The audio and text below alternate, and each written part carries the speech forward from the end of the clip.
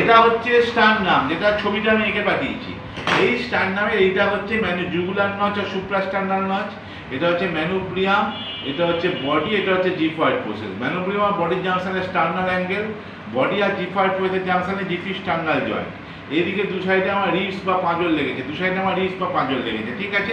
এবার আমি বললাম আমাদের বডির মধ্যে সবচেয়ে বেশি অর্গান কোথায় আছে? মাথায় আছে না বুকে আছে না পেটে আছে? দেখা গেছে বডির মধ্যে সবচেয়ে বেশি অর্গান পেটে আছে।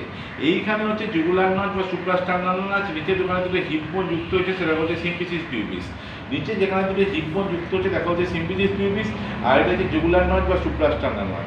এই দুটোর মধ্যে ব্যবধানকে সমান ভাগে ভাগ করলে মধ্যিখান দিয়ে আমরা যে কাল্পনিক রেখা পাবো, মধ্যিখান দিয়ে আমরা যে কাল্পনিক রেখা পাবো তাকে বলছি ট্রান্সপাইলোরিক প্লেন। এই জুগুলার নচ বা সুপ্রাস্টার্নাল নচ এবং সিম্পিসিস পিউবিসের মধ্যিখানে যে কাল্পনিক রেখা তাকে আমরা বলছি ট্রান্সপাইলোরিক plane. It is the imaginary midline between jugular notch or suprasternal notch and upper end of symphysis pubis. দু নম্বরটা কি বলতে পারি? দু নম্বর হচ্ছে about 1 hand breadth from GP sternal joint. GP sternal joint থেকে যদি আমি এক হাত বা এক কড়াই নিচে যাই তবে আমি যে কাল্পনিক রেখাটা পাবো সেটা হচ্ছে ট্রান্সপাইলোরিক প্লেন।